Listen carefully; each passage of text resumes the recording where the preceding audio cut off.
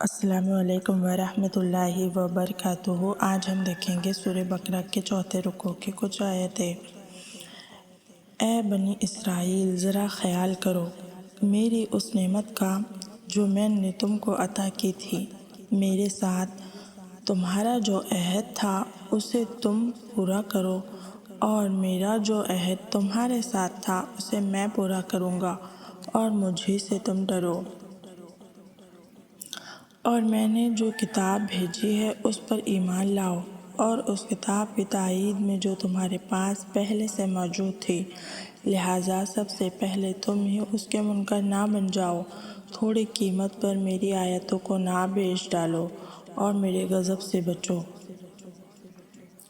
باطل کا رنگ چڑھ کر حق کو متشابہ نہ بناؤ، اور نہ جانتے بوجھتے حق کو پہچاننے کی کوشش کرو۔ نماز قائم کرو، زکوٰۃ دو، اور جو لوگ میرے آگے جھک رہے ہیں ان کے ساتھ تم بھی جھک جاؤ۔ تم دوسروں کو تو نیکی کا راستہ اختیار کرنے کے لیے کہتے ہو، مگر اپنے آپ کو بھول جاتے ہو، حالانکہ تم کتاب کی تلاوت کرتے ہو۔ کیا تم عقل سے بالکل ہی کام نہیں لیتے؟ صبر اور نماز سے مدد لو، بے شک نماز ایک سخت مشکل کام ہے، مگر ان فرمانبردار بندوں کے لیے مشکل نہیں جو سمجھتے ہیں کہ آخرکار انہیں اپنے رب سے ملنا ہے اور اسی کی طرف پلٹ کر جانا ہے۔ اے بنی اسرائیل، یاد کرو میری اس نعمت کو جس سے میں نے تمہیں نوازا تھا، اور اس بات کو کہ میں نے تمہیں دنیا کی ساری قوموں پر فضیلت کی تھی۔ اور ڈرو اس دن سے جب کوئی کسی کے ذرا کام نہ آئے گا، اور نہ کسی کی طرف سے سفارش قبول کی جائے گی، نہ کسی کو فدیہ لے کر چھوڑا جائے گا، اور نہ مجرموں کو کہیں سے مدد ملے گی۔ یاد کرو وہ وقت جب ہم نے تم کو فرعونیوں کی غلامی سے نجات بخشی۔ انہوں نے تمہیں سخت عذاب میں مبتلا کر رکھا تھا۔ تمہارے لڑکوں کو ذبح کر دیتے تھے، تمہاری لڑکیوں کو زندہ رہنے دیتے تھے، اور اسی حالت میں تمہارے رب کی طرف سے بڑی آزمائش تھی۔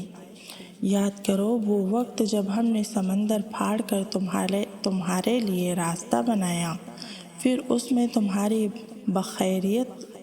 بخیریت گزار دیا، پھر وہی تمہاری آنکھوں کے سامنے فرعونیوں کو غرق کیا۔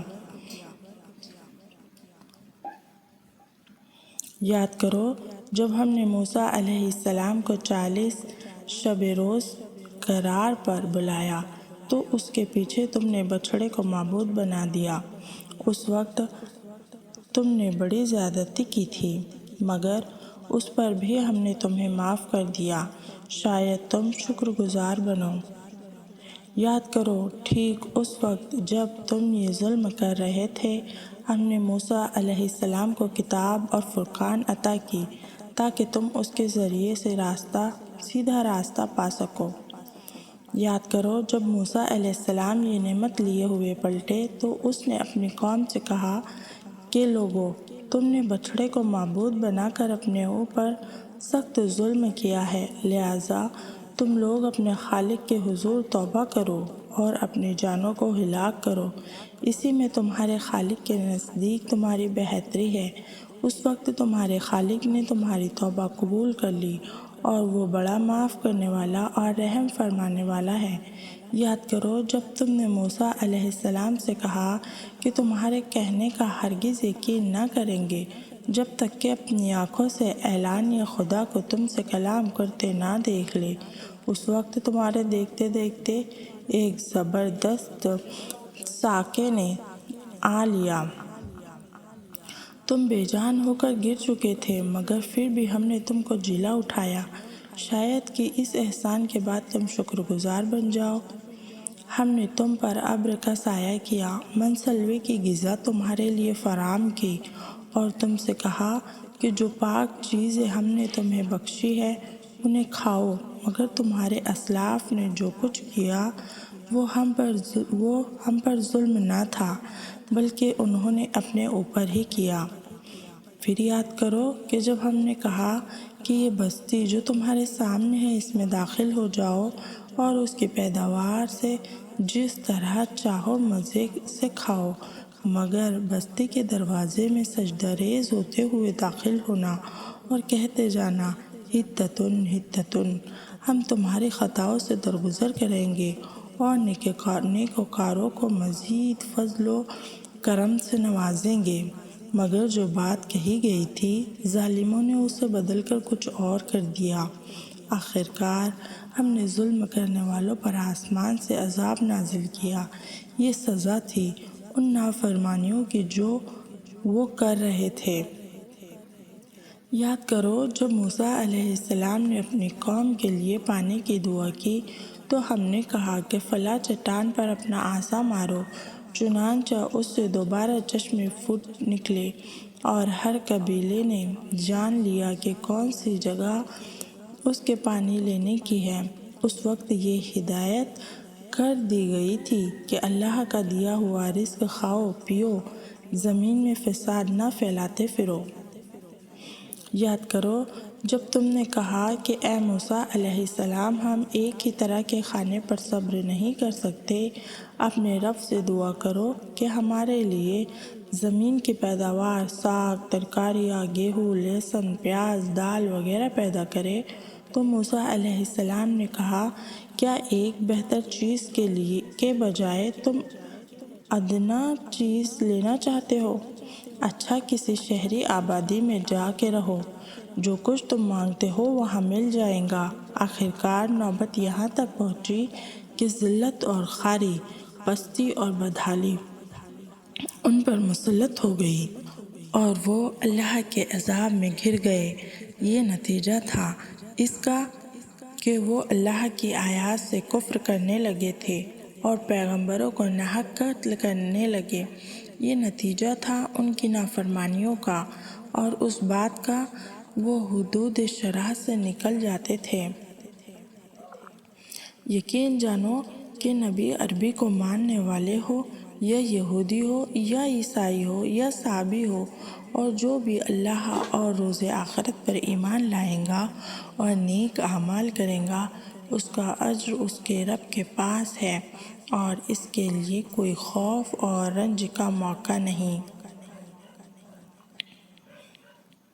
یاد کرو وہ وقت جب ہم نے طور کو تم پر اٹھا کر تم سے پختہ عہد لیا تھا اور کہا تھا کہ جو کتاب ہم تمہیں دے رہے ہیں اسے مضبوطی کے ساتھ تھامنا، اور جو احکام اور ہدایت اس میں درج ہے انہیں یاد رکھنا۔ اس ذریعے سے توقع کی جا سکتی ہے کہ تم تقوی کی روش پر چل سکو، مگر اس کے بعد بھی تم اپنے عہد سے پھر گئے۔ اس پر بھی اللہ کے فضل اور اس کی رحمت نے تمہارا ساتھ نہ چھوڑا، ورنہ تم کبھی کے تباہ ہو چکے ہوتے۔ پھر تمہیں اپنی قوم کے ان لوگوں کا قصہ تو معلوم ہی ہوگا جنہوں نے سبت کا قانون توڑا تھا۔ ہم نے انہیں کہہ دیا کہ بندر بن جاؤ، اس حال میں رہو کہ ہر طرف سے تم پر دھتکار اور پھٹکار پڑے۔ اس طرح ہم نے ان کے انجام کو اس زمانے کے لوگوں اور بعد کے آنے والے نسلوں کے لیے عبرت اور ڈرانے کے لیے نصیحت بنا کر چھوڑا۔ پھر وہ واقعہ یاد کرو جو موسیٰ علیہ السلام نے اپنی قوم سے کہا کہ اللہ تمہارے لیے تم کو ایک گائے ذبح کرنے کا حکم دیتا ہے۔ کہنے لگے تم ہم سے مذاق کرتے ہو؟ موسیٰ علیہ السلام نے کہا میں اس سے خدا کی پناہ مانگتا ہوں کہ میں جاہلوں کی سی بات کروں۔ بولے اچھا اپنے رب سے درخواست کرو کہ وہ ہمیں اس گائے کی کچھ تفصیل بتائے۔ موسیٰ علیہ السلام نے کہا اللہ کا ارشاد ہے کہ وہ ایسی گائے ہونی چاہیے جو نہ بوڑھی ہو نہ بچیا بلکہ اوسط عمر کی ہو، لہٰذا جو حکم دیا جاتا ہے اس کی تعمیل کرو۔ پھر کہنے لگے اپنے رب سے یہ اور پوچھ دو کہ اس کا رنگ کیسا ہو؟ موسیٰ علیہ السلام نے کہا، وہ فرماتا ہے زرد رنگ کی گائے ہونی چاہیے جس کا رنگ ایسا شوق ہو کہ دیکھنے والوں کا جی خوش ہو جائے۔ پھر بولے، اپنے رب سے صاف صاف پوچھ کر بتاؤ کیسی گائے مطلوب ہے، ہمیں اس کی تعبین اور اشتباہ ہو گیا ہے، اللہ نے چاہا تو ہم اس کا پتہ لگا لیں گے۔ موسیٰ علیہ السلام نے جواب دیا، اللہ کہتا ہے کہ وہ ایسی گائے ہے جس سے نہ خدمت لی جاتی ہے، نہ زمین جوتی جاتی ہے، نہ پانی کھینچتی ہے، صحیح سالم اور بے داغ ہے۔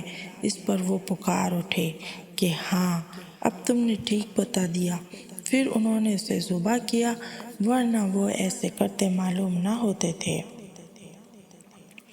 اور تمہیں یاد ہے وہ واقعہ جب تم نے ایک شخص کی جان لی تھی، پھر اس کے بارے میں جھگڑنے لگے، ایک دوسرے پر قتل کا الزام تھوپنے لگے۔ اللہ نے فیصلہ کر لیا تھا کہ جو کچھ تم چھپاتے ہو اسے کھول کر رکھ دے گا۔ اس وقت ہم نے حکم دیا کہ مقتول کی لاش کو اس کے ایک حصے سے ضرب لگاؤ۔ دیکھو، اسی طرح اللہ مردوں کو زندگی بخشتا ہے اور تمہیں اپنی نشانیاں دکھاتا ہے تاکہ تم سمجھو۔ مگر ایسے نشانیاں دیکھنے کے بعد بھی آخرکار تمہارا دل سخت ہو گئے، پتھر کی طرح سخت، بلکہ سختی میں کچھ ان سے بھی بڑے ہو گئے، کیونکہ پتھروں میں سے تو کوئی ایسا بھی ہوتا ہے جس سے چشمے پھوٹ پڑتے ہیں، کوئی پھٹتا ہے اور اس سے پانی نکل آتا ہے، اور کوئی اللہ کے خوف سے لرز کر گر پڑتا ہے۔ اللہ تمہارے کرتوتوں سے بے خبر نہیں۔ اے مسلمانوں، اب کیا تم ان لوگوں سے تم سے یہ توقع رکھتے ہو کہ تمہاری دعوت پر ایمان لائیں گے، حالانکہ ان میں ایک گروہ کا شیوا یہ رہا کہ اللہ کا کلام سنا، پھر خوب سمجھ کر دانستہ اس میں تحریف کی۔ محمد صلی اللہ علیہ وسلم پر ایمان لانے والوں سے ملتے ہیں تو کہتے ہیں کہ ہم بھی انہیں مانتے ہیں، اور جب آپس میں ایک دوسرے سے تخلیہ کی بات چیت ہوتی ہے تو کہتے ہیں کہ بے وقوف ہو گئے ہو، ان لوگوں کو وہ باتیں بتاتے ہو جو اللہ نے تم پر کھولی ہے تاکہ تمہارے رب کے پاس تمہارے مقابلے میں انہیں حجت میں پیش کرے۔ اور کیا یہ جانتے نہیں ہے کہ جو کچھ یہ چھپاتے ہیں اور جو کچھ یہ ظاہر کرتے ہیں، سب باتوں کی اللہ کو خبر ہے۔ ان میں ایک گروہ امیوں کا ہے جو کتاب کا علم رکھتے نہیں، بلکہ اپنی بے بنیاد امیدوں اور آرزوؤں کو لیے بیٹھے ہیں اور محض وہم اور گمان پر چل رہے ہیں۔ بس ہلاکت اور تباہی ہے ان لوگوں کے لیے جو اپنے ہاتھوں سے شرع کا نوشہ لکھتے ہیں، پھر لوگوں سے کہتے ہیں کہ یہ اللہ کے پاس سے آیا ہوا ہے تاکہ اس کے معاوضے میں تھوڑا سا فائدہ حاصل کر لے۔ ان کے ہاتھوں کا یہ لکھا بھی ان کے لیے تباہی کا سامان ہے، اور ان کی یہ کمائی بھی ان کے لیے موجب ہلاکت۔ وہ کہتے ہیں کہ دوزخ کی آگ ہمیں ہرگز چھونے والی نہیں، اللہ یہ کہ چند روز کی سزا مل جائے تو مل جائے۔ ان سے پوچھو، کیا تم نے اللہ سے کوئی عہد لے لیا ہے جس کی خلاف ورزی وہ تم نہیں کر سکتے؟ یہ بات یہ ہے کہ تم اللہ کے ذمہ ڈال کر ایسی باتیں کہہ دیتے ہو جن کے متعلق تمہیں علم نہیں ہے کہ اس نے ان کا ذمہ لیا ہے۔ آخر تمہیں دوزخ کی آگ کیوں نہیں چھوئے گی؟ جو بھی بدی کمائے گا اور اپنی خطا کاری کے چکر میں پڑا رہے گا، وہ دوزخی ہے اور دوزخ میں ہمیشہ ہمیشہ رہے گا۔ اور جو لوگ ایمان لائیں گے اور نیک اعمال کریں گے وہی جنتی ہیں اور جنت میں ہمیشہ ہمیشہ رہیں گے۔